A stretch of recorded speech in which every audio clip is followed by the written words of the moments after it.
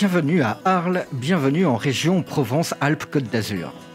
Nous sommes entre Nîmes et Marseille, dans la plus grande commune française, avec ses 75 893 hectares.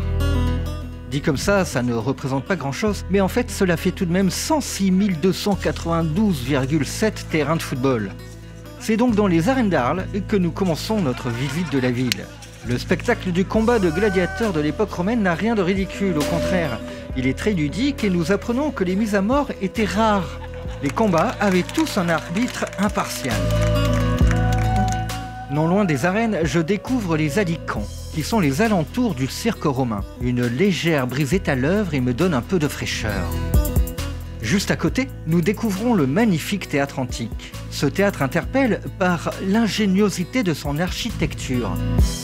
Mais au bout d'un moment, c'est surtout le soleil qui nous écrase de sa chaleur. Nous sommes à la fin du mois d'août 2019 et on n'a pas le droit de se plaindre du beau temps.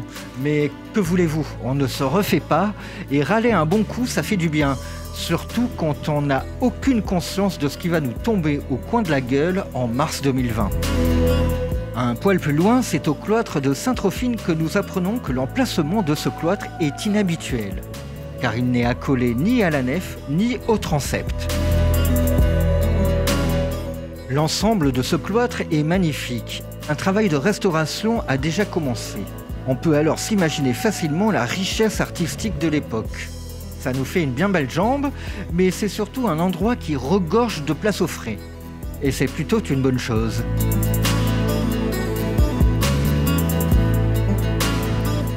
La salle du rez-de-chaussée de l'hôtel de ville d'Arles a deux particularités. D'une part, elle est ouverte au public, et d'autre part, elle est considérée comme le chef-d'œuvre absolu de la stéréotomie française. La stéréotomie, c'est l'art de la découpe et de l'assemblage des pierres pour former des voûtes. Dehors, c'est la place de la République. On se croirait alors dans un véritable quartier de Rome. La façade de l'hôtel de ville, l'église Sainte-Trophine qui fait face à l'église Sainte-Anne, bref, un chef-d'œuvre.